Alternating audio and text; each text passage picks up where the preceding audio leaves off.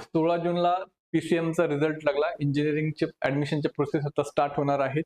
So आता result लागल्यानंतर तुमच्या 4-5 दिवसामध्ये रजिस्ट्रेशन होणार. रजिस्ट्रेशन नंतर तुम्हाला काही तुमचे डॉक्युमेंट्स जे आहेत ते अपलोड करावे लागतील. त्यासोबत डॉक्युमेंट अपलोड केल्यानंतर तुम्हाला रँक भेटणार.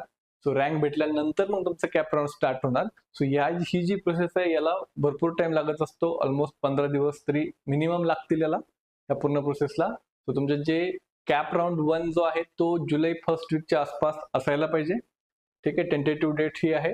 अँड तुम्हाला जी काही प्रोसेस आहे पूर्ण, सो ती प्रोसेस मी तुम्हाला सांगतोय. मी तुम्हाला त्याची PDF देतोय. सो या कमेंट सेक्शनमध्ये कमेंट टाका ॲडमिशन प्रोसेस. त्यामध्ये तुम्हाला कोणकोणते डॉक्युमेंट्स लागतील, त्याचे फी स्ट्रक्चर काय असेल, ॲडमिशन प्रोसेस काय असेल, पूर्ण तुम्हाला डिटेलमध्ये PDF मध्ये भेटून जाईल. अँड डिस्क्रिप्शन बॉक्समध्ये लिंक दिलेली किंवा इंस्टाग्रामच्या बायोमध्ये व्हॉट्सअप ग्रुपची लिंक दिलेली, ती जॉईन करा. त्यामध्ये तुम्हाला आणखी डिटेल्स भेटत राहतील. थँक्यू.